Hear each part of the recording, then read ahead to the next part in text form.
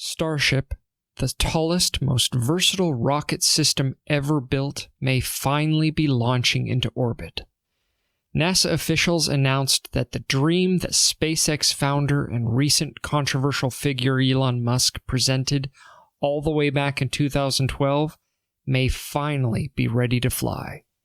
It is hard to believe that it has already been a decade since the world stood in shock at the idea of a fully reusable superlift vehicle, capable of taking people and equipment to other worlds. Some cheered, others laughed at the hubris. But that dream may finally come to life, as long as SpaceX passes a few key tests. Today, I'll explain what those tests are, as well as the other key takeaways from today in the space world. Welcome to the undiscovered country.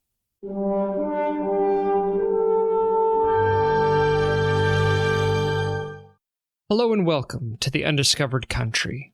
I'm your host, Bryant A.M. Baker.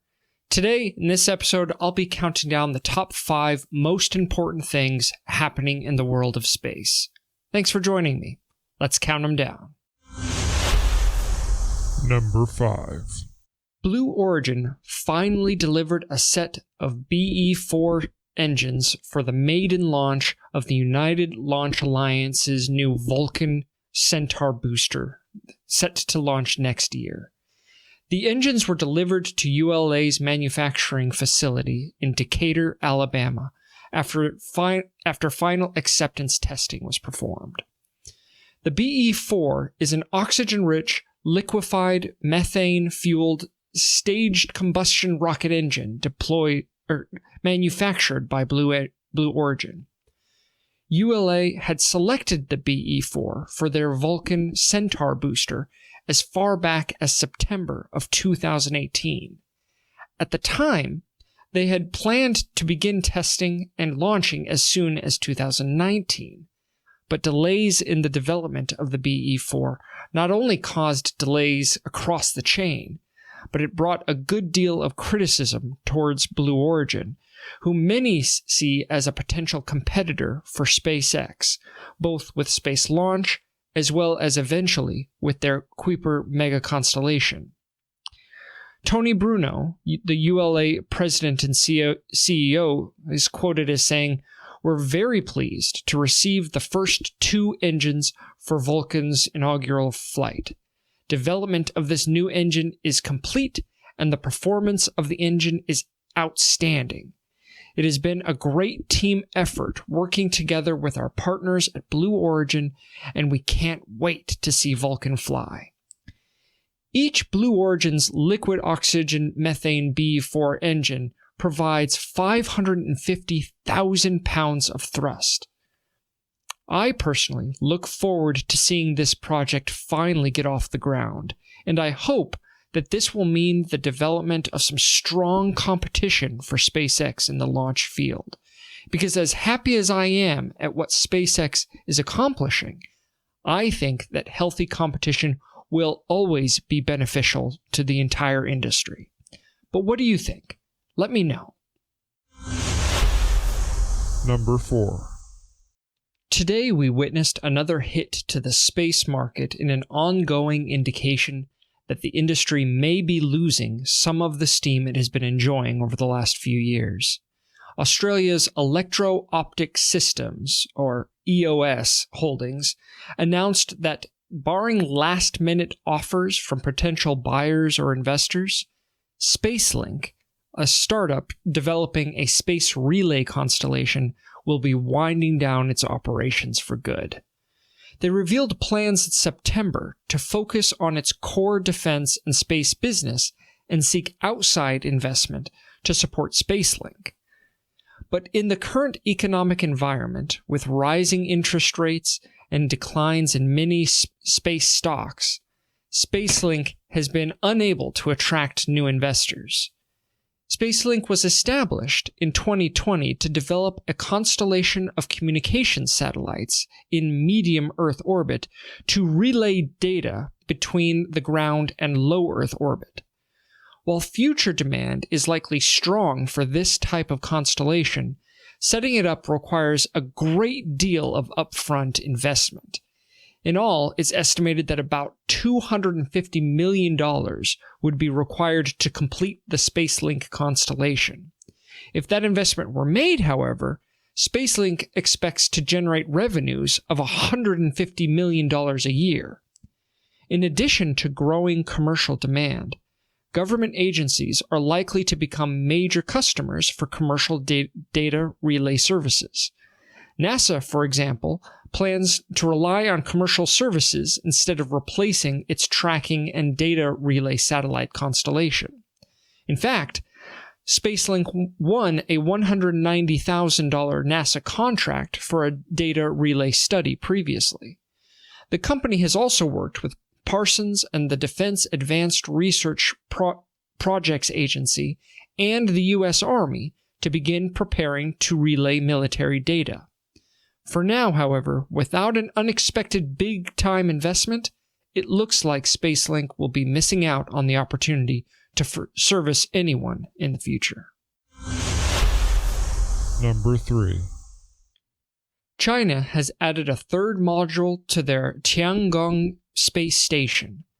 A Long March 5B rocket lifted off from the Wenchang Satellite Launch Center at 3:37 a.m. Eastern on October 31st, this last Monday.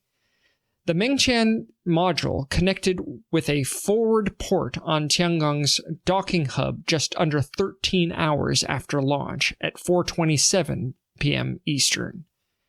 Mengtian, which means dreaming of the heavens, is a 17.9 meter long, 4.2 meter diameter, and roughly 22-ton module designed to host a range of scientific experiments. Mengtian also has a payload airlock, which will allow a small robotic arm to grasp science experiments and install them on payload adapters on the outside of the module. Monday's launch was the 9th of 11 missions mapped out for the construction and testing of Tiangong. The launch of a cargo spacecraft and separate crew launch will complete this phase before the end of the year. China plans to keep Tiangong occupied for at least 10 years, conducting science experiments, including international experiments, through an initiative with the UN Office of Outer Space Affairs. It could also host foreign astronauts in the future. China will also add further capabilities to the Tiangong space station in the future. For example, the Shunqian Optical Module, a co-orbiting Hubble-class space survey telescope, is planned for launch in late 2023 or 2024. The space station itself could also be expanded from 3 to 6 modules, according to Chinese space officials. Such an expansion may depend upon other countries joining the project, and while still quaint when compared to the colossal International Space Station, this is a major step forward for the Chinese Space Agency. Number 2. The world's most powerful operational rocket, SpaceX's Falcon Heavy, took to the Florida skies for the first time in over 3 years on Tuesday, launching the U.S. Space Force's USSF-44 mission, a U.S. Space Force contracted flight with a classified payload and at least one rideshare satellite. On this mission, the Falcon Heavy rocket reached a new milestone on its 4th ever flight. This was both Falcon Heavy's and SpaceX's first mission direct to geostationary orbit, or GEO. Traditionally, most missions, including Falcon 9 flights, send payloads destined for GEO into a geostationary transfer orbit, or GTO. This allows the spacecraft to propel itself into its eventual final orbit in GEO more than 35,200 kilometers above the Earth, rather than the launch vehicle. This mission used 3 brand new boosters. The side boosters, B-1064 and B-1065, landed at landing zones 1 and 2 at the Cape Canaveral Space Force Station. As a result of the challenging launch profile, the new center core, B-1066, was not recovered after completing its mission. These landings of B-1064 and B-1065 marked SpaceX's 150th and 151st successful landings of Falcon 9 and Falcon Heavy boosters. This mission was SpaceX's 50th orbital launch this year, a record for the company, and the 4th Falcon Heavy launch ever. The Space Force payloads included a pair of space tugs, a military communications satellite, and a microsatellite called Tetra-1, built by Millennium Space Systems. There were also 4 payloads from Lockheed Martin and Universal Space Network. Number 1. No Starship prototype has taken flight since May 2021, and all of its little hops so far have reached a maximum altitude of just 6 miles or so. But NASA announced that SpaceX is targeting early December to launch its giant Starship rocket system into orbit for the first time. This will be a pivotal demonstration flight, as it aims to fly NASA astronauts to the moon in the next few years. The December mission will test the entire system for the first time, involving the company's 230-foot Super Heavy booster to lift the 160-foot Starship spacecraft into orbit. The Super Heavy booster would return to land while the orbital Starship spacecraft would re-enter Earth's atmosphere roughly 90 minutes later. The plan is for it to splash down dozens of miles off a Hawaiian coast. That schedule is dependent on several upcoming milestones, including a static fire test of all 33 Raptor engines in the Super Heavy booster, designated Booster 7. SpaceX has yet to fire all 33 Raptor engines simultaneously, having done tests of up to 7 engines at a time, as well as a spin prime test, where the engine's turbopumps are turned on and propellant flowed through the engines without igniting them.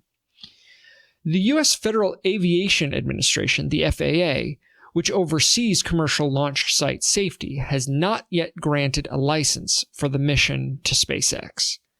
The FAA cleared the way for Starship launches from Boca Chica with an environmental review in June, but that review required SpaceX to implement more than 75 measures to mitigate the environmental effects of those launches. The FAA would determine whether to grant SpaceX a license only after SpaceX provides all outstanding information and the agency can fully analyze it. No word yet has been received on whether SpaceX has provided the necessary information yet.